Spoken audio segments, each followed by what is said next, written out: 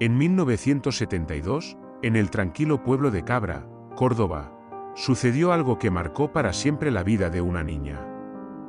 Era una tarde como cualquier otra, en la que los niños del lugar se reunían para jugar entre los extensos campos de trigo que rodeaban sus casas. La rutina de juegos, risas y escondites se desarrollaba sin novedad, pero esa tarde, uno de esos niños, una niña que más tarde contaría su historia, vivió una experiencia que la dejaría con un recuerdo imborrable. Mientras jugaban a las escondidas, le tocó a esta niña buscar a sus amigos. Caminando entre los altos trigales, empezó a notar algo extraño en el suelo. La tierra bajo sus pies estaba inusualmente seca. Este detalle, que en un principio le pareció raro, pronto se desvaneció ante lo que vio al levantar la vista. Delante de ella, posado en el trigal, estaba un objeto que no se parecía a nada que hubiera visto antes. Según su descripción, se trataba de un platillo volador, un disco metálico y brillante que parecía flotar sobre el terreno. El desconcierto fue compartido por sus amigos, que comenzaron a asomarse tímidamente entre las espigas. Al darse cuenta de la presencia del objeto, el miedo se apoderó de ellos y corrieron rápidamente a sus casas para buscar a sus padres. Sin embargo, la niña se quedó allí, inmóvil, observando aquella escena con una mezcla de curiosidad y asombro. Algo dentro de ella la empujaba a quedarse, a mirar más de cerca ese objeto que parecía desafiar todo lo que conocía. El platillo, silencioso y majestuoso, no emitía ningún ruido, pero su presencia era imponente. La niña, a pesar de estar sola, no sintió miedo, sino una extraña atracción hacia aquello que tenía frente a ella. Mientras el objeto permanecía inmóvil, ella notaba cómo el círculo de tierra bajo la nave estaba completamente seco, como si algo hubiera drenado la vida del suelo en ese preciso lugar. Mientras tanto, los niños regresaban al lugar con sus padres, aterrados por lo que habían visto, pero la niña continuaba observando. El objeto, tras unos momentos que parecieron eternos, comenzó a elevarse lentamente, desapareciendo en el cielo con una velocidad asombrosa, dejando atrás un círculo de tierra quemada, un rastro físico de su misteriosa visita. A partir de ese día, la vida de esta niña cambió para siempre.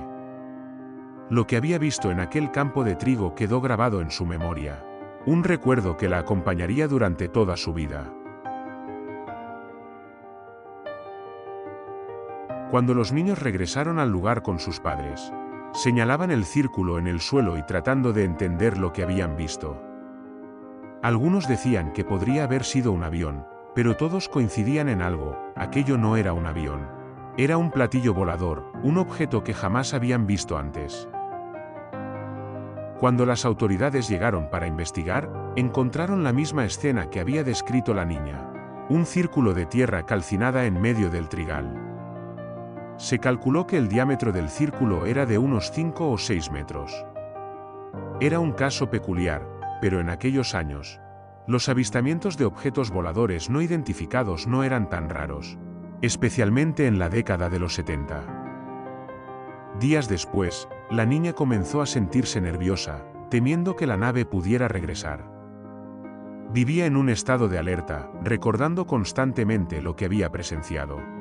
En la década de 1970, los avistamientos de ovnis no solo eran frecuentes, sino que se habían convertido en un fenómeno global que capturaba la atención de la prensa y del público en general.